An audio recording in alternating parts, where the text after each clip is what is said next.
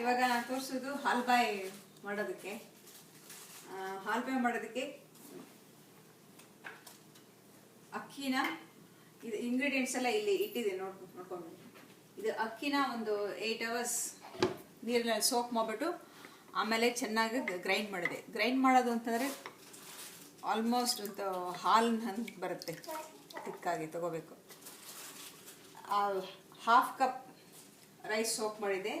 ಅದಕ್ಕೆ 1 cup coconut milk, ready coconut milk, ಆಮೇಲೆ 1 cup broken jaggery, ಆಮೇಲೆ this raisins for taste, and I'm going to use 1 tablespoon ghee. ಯಾಲಕ್ಕಿನ ಅಕ್ಕಿ grind ಮಾಡ್ಬೇಕಾದ್ರೆ ಯಾಲಕ್ಕಿ ಹಾಕ್ಬಿಟ್ಟಿದ್ದೀನಿ, ಸೇರ್ಕೊಳ್ತೀನಿ. ಇವಾಗ ಹಾಲು, ನನ್ನ ಗ್ರೈಂಡ್ ಮಾಡಿದ್ದ ಅಕ್ಕಿ, ಕೋಕೋನಟ್ ಮಿಲ್ಕ್, ಬೆಲ್ಲ ಎಲ್ಲ ಒಟ್ಟೆ ಮಿಕ್ಸ್ ಮಾಡಿಬಿಟ್ಟು ಪ್ಯಾನ್ನಲ್ಲಿ 1 tablespoon ತುಪ್ಪ ಹಾಕ್ಬಿಟ್ಟು ಸ್ಟರ್ ಮಾಡ್ತಾ ಇರ್ತೀನಿ.